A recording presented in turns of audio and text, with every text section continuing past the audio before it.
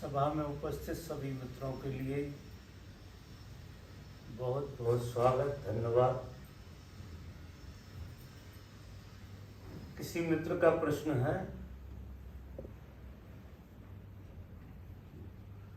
स्त्रियों की साधना में ब्रह्मचर्य का कितना महत्व है? आपने स्त्रियों के लिए सेवा, भक्ति, गीत, नृत्य, प्रेम के मार्ग का सूचन किया है, उसके साथ ब्रह्मचर्य भी अनिवार्य है क्या?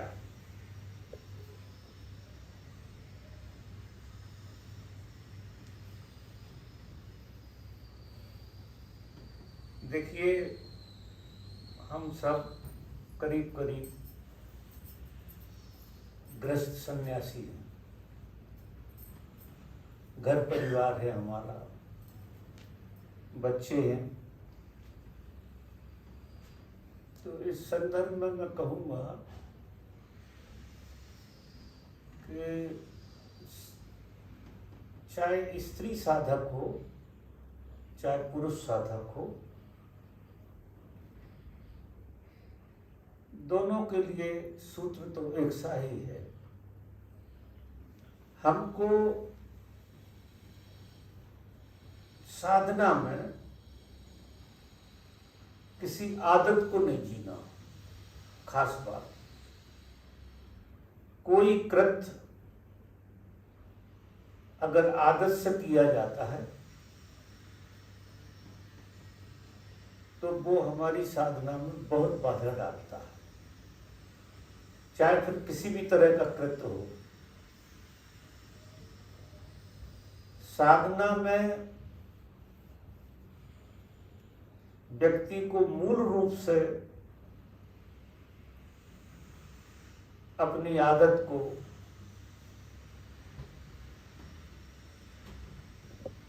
नहीं जीना।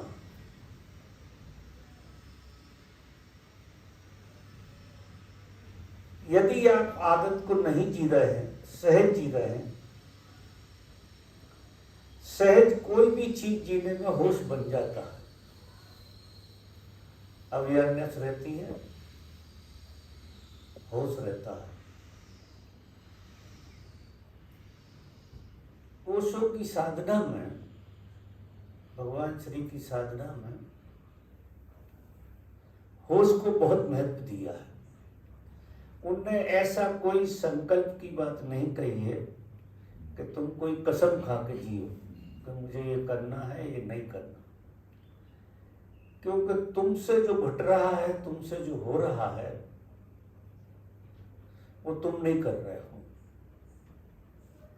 वो प्रकृति तुमसे करवाती है। प्रकृति का एक समय होता है, उस समय में उसे जो करवाना होती है वो करवाती है। तुम माध्यम होते हो, इससे ज्यादा कुछ होते नहीं। प्रकृति पूर्ण रूप से बेहोश है, पूरी प्रकृति पूर्ण रूप से बेहोशी से भरी हुई है,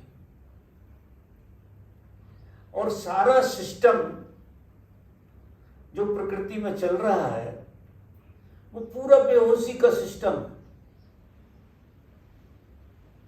यंत्रवत है पूरा का पूरा। क्योंकि बेहोशी में सब कुछ यंत्रवत रहता है। जिस तरह से यंत्र एक कड़ी से दूसरी कड़ी, दूसरी कड़ी से तीसरी कड़ी को जोड़ता चला जाता है और मशीनें चालू रहती हैं, उसी तरह से हमारा शरीर प्रकृति रूपी एक मशीन है और पूर्ण बेहोशी से जी रहा है। क्योंकि प्रकृति का स्वभाव है बेहोशी से जीना। साधक का जो धर्म है वो बेहोशी को तोड़ना है। साधक अपनी जिंदगी में जितनी ज्यादा बेहोशी को तोड़ देगा, उतनी ज्यादा उसकी जिंदगी में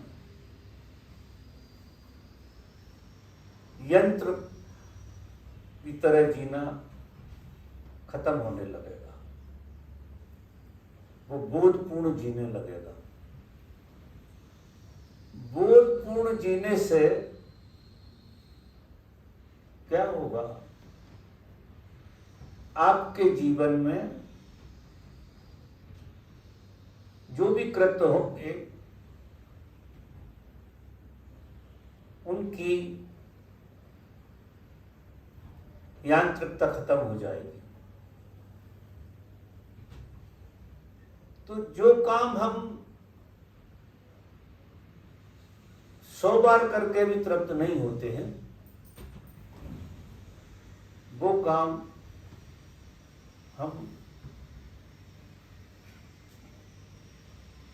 बहुत कम बार करके उसके रहस्य को समझ लें। क्योंकि प्रकृति आपको पूरा बेहोशी से चलाती है।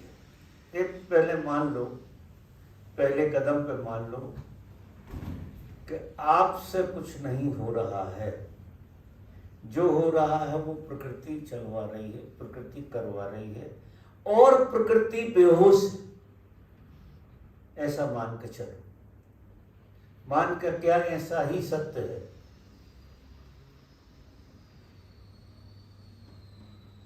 होश की बड़ी भूमिका है धर्म में। अपने आप जब कोई व्यक्ति होश पूर्वक जीने लगता है तो प्रत्येक कृत्य उसके दायरे में आ जाता है। फिर किसी भी तरह का कृत्य हो, फिर तुमको वो कृत्य करना है कि नहीं करना है, उसकी तुम्हारे पास मालकियत होती है। अभी तो प्रकृति जैसा धक्का देती है वैसा हमें करना पड़ता है। अपन करते कुछ नहीं, अपने करना पड़ता है, क्योंकि प्रकृति के यंत्र में हम ऐसे फंसे हुए हैं कि जो प्रकृति हमसे कराती है वो हम करते हैं। और प्रकृति में सब चीजें ऐसी बनी बनाई हैं कि अगर होश ना हो तो वो लाखों साल तक ऐसी चल सकती है। जैसे ये भी प्रकृति का खेल है, चंद्रमा पूर्णिमा को पूर्ण रूप से खिल जाता है और अमावस्या को अंधेरे में चला जाता है। वो एक सिस्टम है, वो प्रकृति यंत्रवत चल रही है। और हर पूर्णिमा को चंद्रमा खिलने वाला है, वो एक दिन का गैप नहीं देने, लाखों साल से ये खेल चल रहा है। लाखों साल से मनुष्य भी बच्चे पैदा कर रहा है, वो भी यंत्रवत है। पूरा खेल यंत्रवत चल रहा है। तो हमें होश का बहुत बड़ा ख्याल रखना है। हमें उस चीज का ख्याल नहीं रखना है कि हम कर क्या रहे, क्योंकि करना इतना मूल्यवान नहीं है, होश पूर्वक करना मूल्यवान है। तो अब वो जो होश की ऊर्जा है वो आपसे सृजनात्मक काम कराएगी। प्रेम, सेवा, जो बाकी चीजें लिखी हैं वो सारी चीजें आपके अंदर आ जाएंगी। भक्ति घटेगी, प्रेम घटेगा, गीत घटेंगे, प्रसन्नता घटेगी, सारी चीजें घटेगी, क्योंकि ऊर्जा सृजनात्मक होना शुरू हो गई। ऊर्जा यांत्रिकता के बाहर आई, और यांत्रिकता के बाहर जब ऊर्जा आती है तो ऊर्जा सृजन बन जाती है। वही ऊर्जा सृजन बनती है। तो जब आप होश को जिएंगे तो आपके अंदर ब्रह्मचर्य स्वतः ही प्रकट होगा। उसे आपको कहने की जरूरत नहीं, संकल्प लेने की जरूरत नहीं। और जहां तक है रोल, ब्रह्मचर्य का बहुत रोल है साधना में, चाहे पुरुष हो चाहे स्त्री हो, लेकिन थोपा हुआ नहीं, किसी का माना हुआ नहीं। अपने बोध से आपकी ऊर्जा सृजनात्मक हो रही है। जब सृजनात्मक होगी तो उसी मात्रा में ये सब काम आपके कम हो जाएंगे, करीब करीब कम होने लगेंगे। होश ऐसी दवा है कि इन सारी चीजों को धीरे धीरे करते करते एक प्रकृति की गुलामी से हम बाहर आएंगे। धर्म और कुछ नहीं है, आप आश्चर्य करेंगे, प्रकृति की गुलामी से मुक्त होने का नाम धर्म है। हम स्वतंत्र नहीं हैं। हमें लगता है कि हम स्वतंत्र हैं, लेकिन हम स्वतंत्र बिल्कुल नहीं हैं। हम परतंत्र हैं, हम गुलाम हैं। परतंत्र क्या, गुलाम हैं। और इस गुलामी से हम लाखों साल से, लाखों जन्मों से राजी हैं। वो एक ऐसी आदत पड़ी है कि हम बिल्कुल यंत्रवत जी रहे हैं। और यंत्रवत जीने में क्या होता है कि चीजें सरल सी हो जाती हैं। क्यों? पानी निचले हिस्से में जिस तरह से बहता है तो उसे श्रम नहीं करना पड़ता। यंत्रवत जीने में हमारी ऊर्जा निचले हिस्से में बहती हुई चली जाती है, तो हमको कोई श्रम नहीं करना पड़ता है, बस हमें खड़ा होना पड़ता है धार में। बेहोशी की धार में हम खड़े हुए और बेहोशी धक्का देके हमें जहां ले जाना चाहे वहां ले जाती है, जहां तक लुढ़काना चाहे वहां तक लुढ़का देती है। इसलिए मनुष्य के जीवन में मनुष्यता का जन्म होश के द्वारा आता है।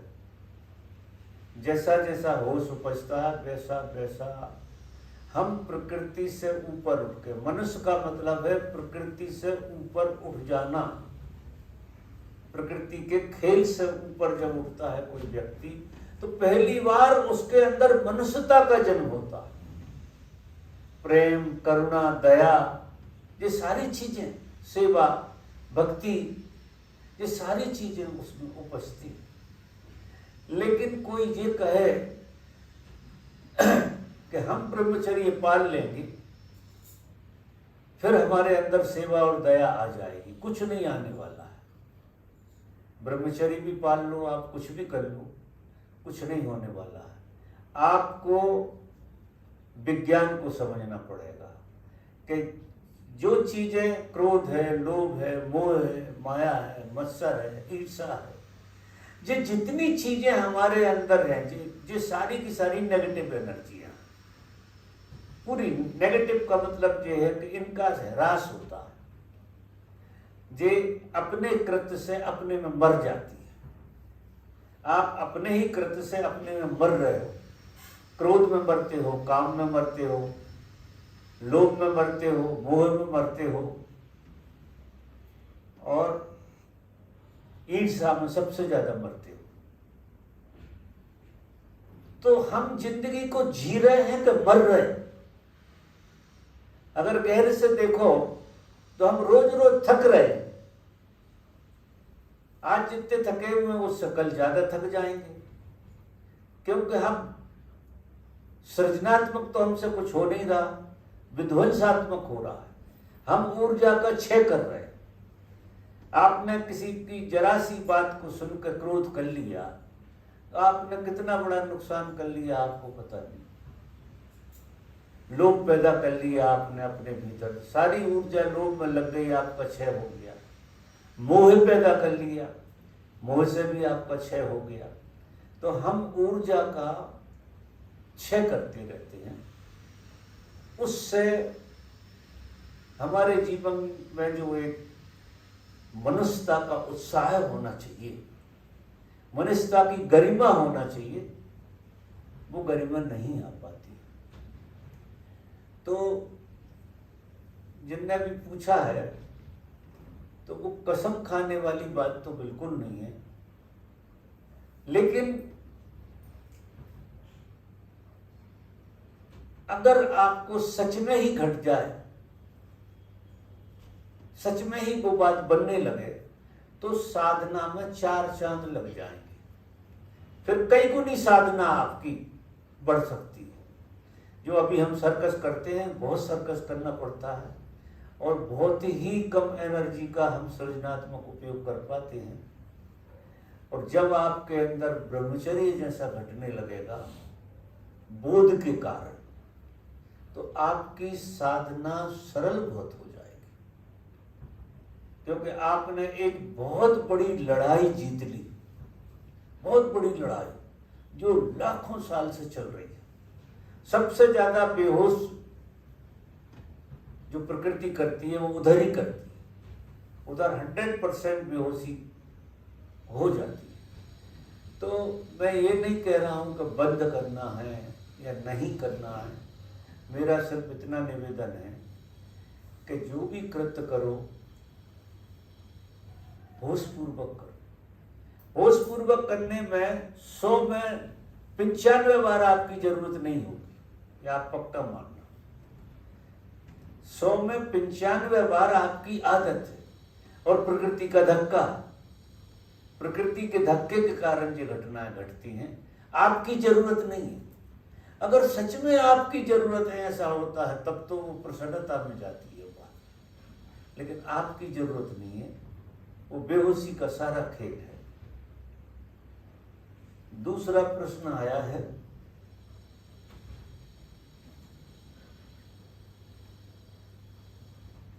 पिछले कुछ महीनों से मुझे संसार के सारे काम काज, नौकरी की व्यस्तता के बीच भी कभी निर्विचार के गैप की स्पष्ट झलक मिली, उसका धन्यवाद। तो उठता है, लेकिन उसके तुरंत बाद जैसे उस गैप को बहुत सारी इंटेंस चीजों ने आकर भर दिया हो, ऐसा प्रकृति का खेल भी दिखता है। जब दूसरा कुछ दिनों के बाद वो आती है, जागृति आती है, तब तक वो उसकी याद भी आना मुश्किल हो जाती है। फरियाद तो नहीं है, क्योंकि मेरी इतनी पात्रता कहाँ है, पर खुद के लिए पीड़ा तो उठती है। कैसे टोटल हुआ जाए दिशा।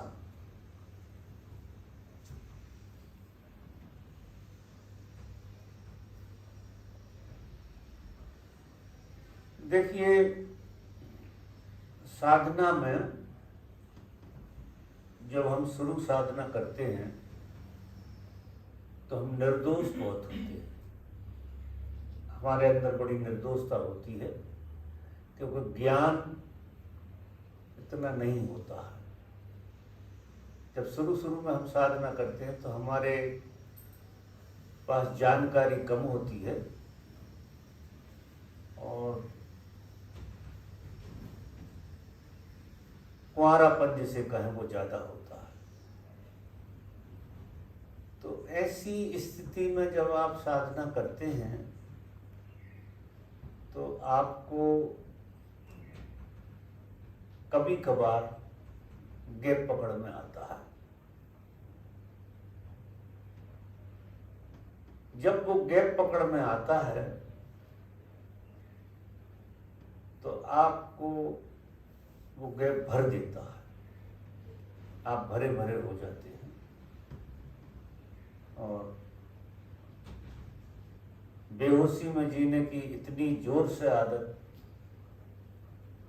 पड़ी हुई है कि जैसे ही आप भरे भरे होते हैं, तुरंत कोई बेहोशी का खेल, क्योंकि आप गैप में जीने की कला नहीं जानते। गैप आते तो बहुत लोगों को और कुछ मिठास देके भी चले जाते हैं, लेकिन गैप में जीने की कला बिरले लोगों को ही आती है, क्योंकि गैप जैसे ही बड़ा होता है तो तुम मिटने लगते हो, और जब तुम मिटने लगते हो तो अपने को कोई और चीजों से इतने तुरंत भरते हो